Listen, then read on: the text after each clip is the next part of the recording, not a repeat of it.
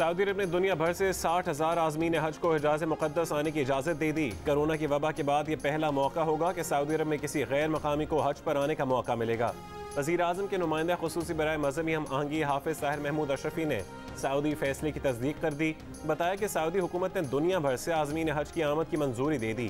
पाकिस्तान से कितने आज़मीन हज सऊदी अरब जा सकेंगे, इस बारे में पाकिस्तान को बाद में मुत्तला किया जाएगा। 18 साल से कम और 60 साल से ज़्यादा उम्र के अफराद को हज पर जाने की इजाज़त नहीं होगी। आज़मीन को कोरोना वैक्सीनेशन के साथ सऊदी अरब में 3 दिन करंतना करना होगा।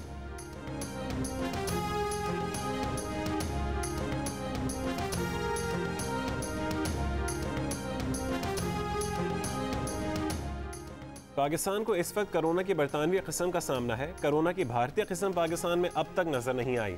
मुआविन खुसूसी सेहत डॉक्टर फैसल सुल्तान की जियो न्यूज़ के प्रोग्राम जिरगा में गुफ्तगू। कहा, इसमें कोई शक नहीं कि पाकिस्तान में कोविड टेस्ट करने की सलाहियत कम है। पंजाब और केपी में कोरोना की सूरत हाल बेहतर और सिंध खुसूसन कराची में ख़राब हो रही है। डॉक्टर फैसल सुल्तान ने बताया कि कैंसाइनो वैक्सीन की खुराकें जल्द पाकिस्तान में बनना शुरू हो जाएंगी। लाखों खुराकें मुयस्सर होंगी।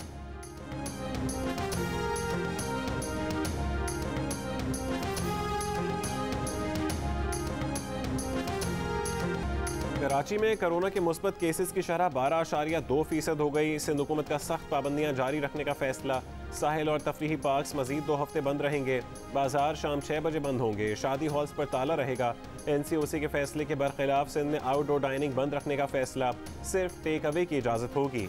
शहरों के दरमियान चलने वाली बसें 50% नशिस्तें खाली रखकर चलेंगी। स्कूल कोरोना की सूरत हाल में बेहतरी पर ही खुलेंगे।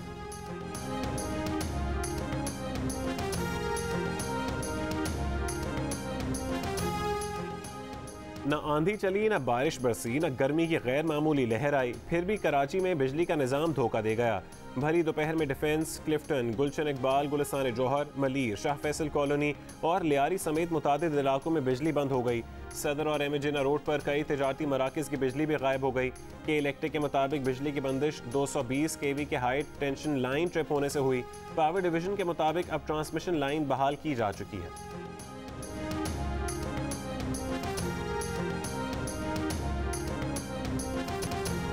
लाहौर समेत पंजाब के मुख्तलिफ शहरों में आंधी और बारिश से साइन बोर्ड और दरख्त उखड़ गए। खुशाब में तेज़ हवाओं से शोरूम का शेड कारों पर गिर गया।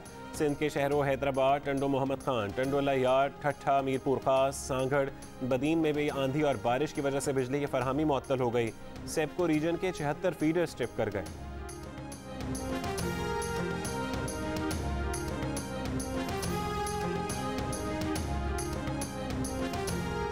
दहशत गर्दों की सरहद पार से शुमाली वजीरिस्तान में पाक फौज की पोस्ट पर फायरिंग।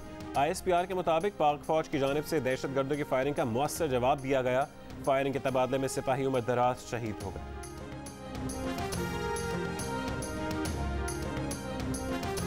कराची में PIA के तैयारे के अलमनाक हादसे को 1 साल गुजर गया। जान से जाने वालों के लवाहिकीन की जानिब से कुरान ख़वानी और दुआया तक़रीब का इनेकाद।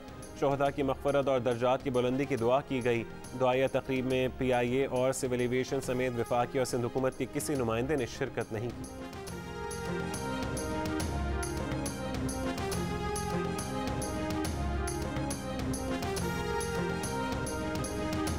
22 मई 2020 को एयर ट्रैफिक कंट्रोलर ने पोजीशन दुरुस्त न होने पर 5 बार तैयारे को लैंडिंग से रोका।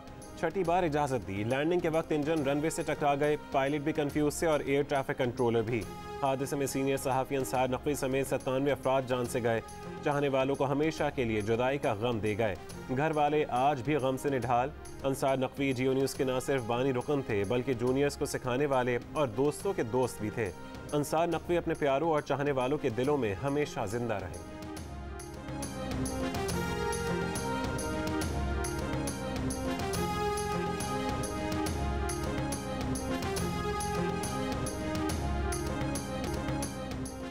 वफाकी वज़ीर फवाद चौधरी की तरीन ग्रुप के रुकन नुमान लंगड़ियाल के जोहराने में शिरकत। कहा कि ना जहांगीर तरीन रिलीफ मांगेंगे ना इमरान खान ऐसा करेंगे।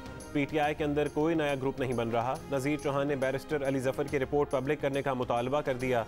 कहा कि रिपोर्ट को कबूल करेंगे।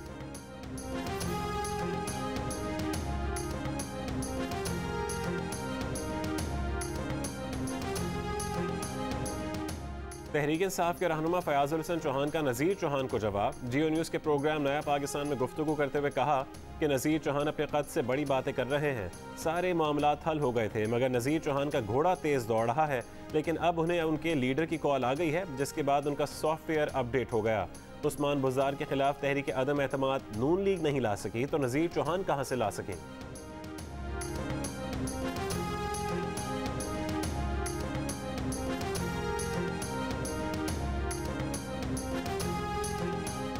सदर नून लीग शहबाज शरीफ एक बार फिर वजीर आजम पर बरस पड़े। कहा कि इमरान खान मुल्क को सिर्फ अपने दोस्तों के लिए चला रहे हैं। 50 लाख अफराद बेरोजगार और 2 करोड़ गुर्बत की लकीर से नीचे चले गए। नून लीग ने तरक्की की शरह 5.8% पर छोड़ी। इमरान खान 3.9% तरक्की दिखा रहे हैं। उस पर भी स्टेट बैंक ने एतराज़ उठाया है। गुज़श्ता बरस पाकिस्तानियों की फीकस आमदन में 3% कमी आई। महंगाई की शरह इतनी बुलंद है कि मिडिल क्लास को तबाह कर चुकी है।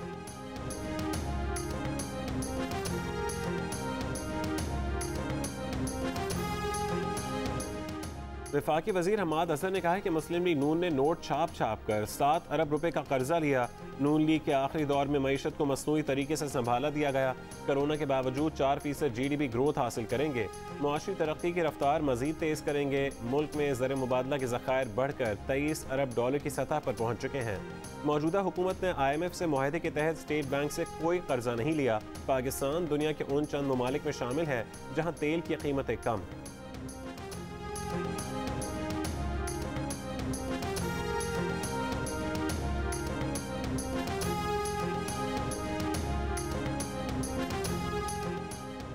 Chairman peoples party Bilawal Bhutto Zardari ने रिटायर्ड मुलाजमीन की पेंशन से 10% टैक्स कटौती की मुखालफत कर दी। कहा अवाम दुश्मन पॉलिसी का हर फोरम पर मुकाबला करेंगे। मुआशी तरक्की के झूठे दावे पर PTI हुकूमत को शर्म आना चाहिए। इमरान खान को आजमाने वालों ने पाकिस्तान के अवाम को बदतरीन आजमाइश में मुब्तला कर दिया।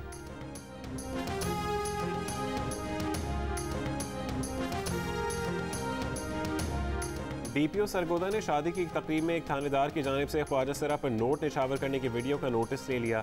DSP हेडक्वार्टर की इंक्वायरी की हिदायत। SHO ने अपने कज़न की शादी पर रक्स की तकरीब में ख्वाजा सरा पर नोट निछावर किए थे। शादी की तकरीब में कोरोना SOPs की खुली खिलाफ वर्जी की गई।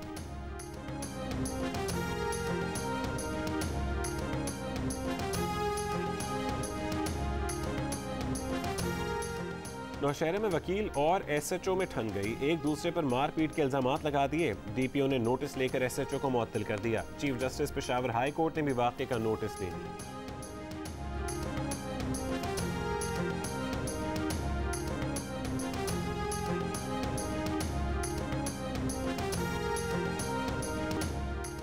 शहबाज शरीफ का ब्लैक लिस्ट से नाम निकलवाने की दरख्वास्तें वापस लेने का फैसला। लाहौर हाई कोर्ट से रुजू करके कहा कि हुकूमत ने उनका नाम ECL पर डाल दिया। अब वो ब्लैक लिस्ट से मुतालिक दरख्वास्तों की पैरवी नहीं करना चाहते। समाअत पीर को की जाए।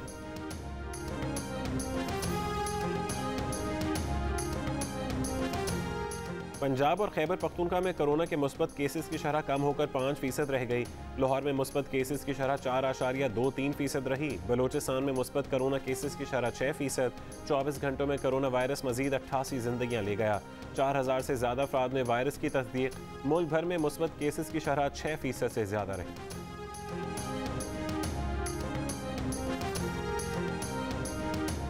कोरोना से शदीद मुतासर अजला में 24 मई से तालीमी इदारे ना खोले जाएं। NCOC का वफाकी और सूबाई हुकूमतों को पैगाम। सूबों को मुतालिका हुकाम को हिदायत जारी करने का कह दिया। 24 मई से सिर्फ उन अजला के तालीमी इदारे खुलेंगे जहाँ कोरोना मुस्बत केसेस की शरह 5% से कम होगी। दीगर स्कूल 6 जून तक बंद रहेंगे। 7 जून को स्कूल खोलने या बंद रखने का फैसला 3 जून को किया जाएगा।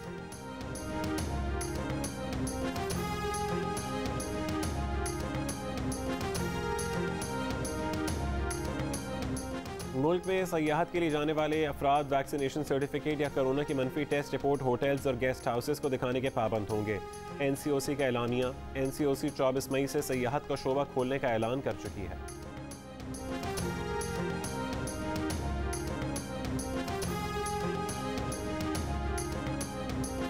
स्पीकर पंजाब असेंबली परवेज इलाही का इत्तेहादी जमात तहरीक इंसाफ से शिकवा। कहा शहबाज हुकूमत ने 10 साल हमारे MNA और MPA रहने की वजह से गुजरात को नज़रअंदाज किए रखा। अब PTI हुकूमत खुदारा डेरा गाजी खान या मियाँ वाली समझकर ही गुजरात पर तरक्याती फंड्स लगा दे। कोरोना अभी मौजूद है, एहतियात करें और उनसे पूछें जिनके अजीज बिछड़ गए।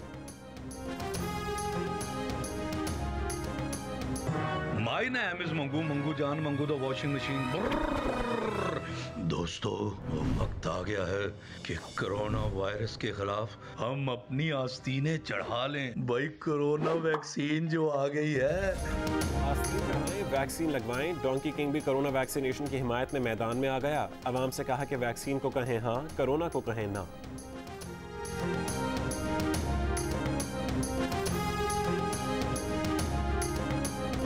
रफ्तार की आंधी, एक्शन का तूफान। फास्ट एंड फ्यूरियस 9 ने चीन में कामयाबी के झंडे गाड़ दिए। पहले दिन कोरोना वबा के दौरान रिकॉर्ड $6 करोड़ 90 लाख से ज्यादा कमाल।